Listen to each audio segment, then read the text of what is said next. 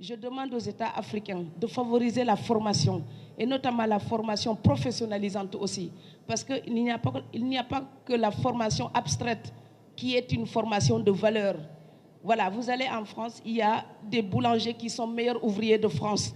Je vous garantis qu'ils sont tellement respectés que des médecins viennent s'incliner devant eux par respect pour leur talent. Le talent est multiforme, protéiforme. C'est une métamorphose permanente de l'être humain. Conserver des valeurs, ce n'est pas être dans le conservatisme. Et l'émergence doit se faire, ok, mais ça passera par l'absence de stagnation. Le conservatisme, c'est de la stagnation. Je ne peux pas être comme mon arrière-grand-mère. Je ne veux pas être comme elle.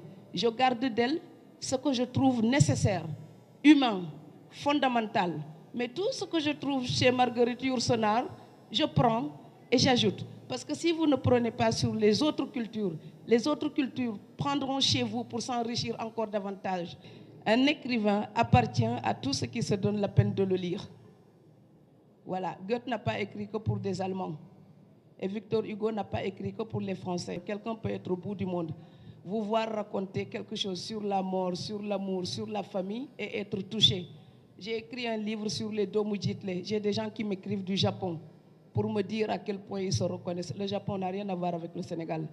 Et si mes livres sont traduits aujourd'hui dans le monde, c'est aussi parce que je parle tout simplement de la dignité humaine. Alors, je veux une Afrique debout, une Afrique fière, mais je ne veux pas une Afrique ethnocentrée. Vous n'êtes pas les meilleurs du monde. Vous êtes des gens parmi le monde. Vous avez une place dans le monde. Et pour se faire respecter dans le monde, on doit accepter de se reconnaître dans les autres. C'est seulement à ce prix-là que nous pourrons les inviter à se reconnaître en nous. Léopold Sédar Senghor parlait de la troisième voie. C'était la voie de l'Afrique conciliant. Quand au Sénégal on dit « Mandouma de Gogdiou », on a déjà rompu une des premières valeurs fondamentales du Sénégal, le masla. Je peux être à Strasbourg et respecter parfaitement le masla parce que je n'attaque jamais un collègue. Mais si un collègue m'attaque sur les arguments, je suis présente sur le terrain, il n'y a aucun problème. Les vraies valeurs, ce sont les valeurs de la dignité humaine. Que l'on soit noir, jaune, blanc, les vraies valeurs, comme le disait madame, quand on parle de l'argent, de la corruption des esprits par le bien-être matériel, ce que dit madame est valable à Paris, valable à New York, valable à Shanghai. C'est ça ma littérature. Ma littérature, c'est une littérature qui dit « Ma bagne, li du mako nangu ». Si quelque chose ne me convient pas, je vais le dire. Qu'on m'aime ou pas, c'est le cadet de mes soucis. Écrire pour moi, c'est pousser et pousser nuitamment le cri que je n'ai pas pu taire.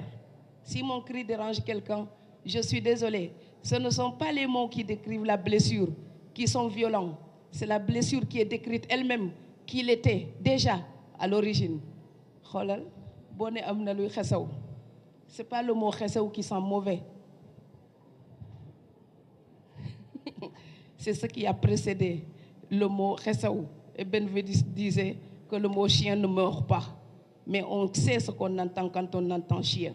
Donc on peut être de la même famille, être éduqué de la même manière, écrire et ne pas dire la même chose. Ce n'est pas un problème. Vouloir que tout le monde pense comme vous, c'est du despotisme. C'est anti-artistique. Et moi je dis, lire un écrivain pour et par ses origines. Vous m'entendez bien? Lire un écrivain pour et par ses origines, c'est une hérésie littéraire. C'est contraire à la création artistique. On doit lire un auteur et dire « ce livre-là me fait sourire » ou « ce livre-là me fait réfléchir » ce livre-là me donne une éducation sociale, ce livre-là me renseigne sur la sociologie sénégalaise de cette période-là. Ce livre-là me dévoile quelque chose du Japon que je ne connais pas ou du Ghana où j'ai été, j'ai rencontré des gens en me reconnaissant en eux mais sans pouvoir nommer. Ce livre-là a nommé des choses pour moi. Le fait de dire ça, c'est absolument indépendant de la couleur. L'Afrique doit s'affranchir des œillères de la couleur. Et je précise mes mots. Pendant longtemps, la négritude a été organisée sur des thèmes imposés. Le fait d'être noir suffisait pour justifier un livre. Même quand il était médiocre, on le publiait pour soutenir l'Afrique. Je ne veux pas qu'on me soutienne, je veux qu'on me respecte. Et ce respect-là, c'est de la formation, c'est du talent. La question aujourd'hui, ce n'est plus seulement le Sénégal, c'est la voie de l'Afrique dans la mondialisation. Les Parisiens ne se lèvent pas en pensant à vous. Alors il faut que l'Afrique arrête de se réveiller en se positionnant par rapport à l'Occident. Alors vous êtes trop occidental, pas assez africaine. Alors vous êtes trop libre, pas assez sénégalaise. Tout ce qui m'intéresse, c'est que partout où je vais dans le monde, on dit « Ah, c'est une Française, elle parle des droits de l'homme ». Partout où je parle dans le monde, on dit « Ah, c'est une héritière de Senghor, elle parle des droits de l'homme, de l'universalisme ». Je n'ai pas honte de Boursine, Koumbando Fendjouf, mais en français, en anglais ou en espagnol. Merci. Voilà, Mbougar, vous avez la parole.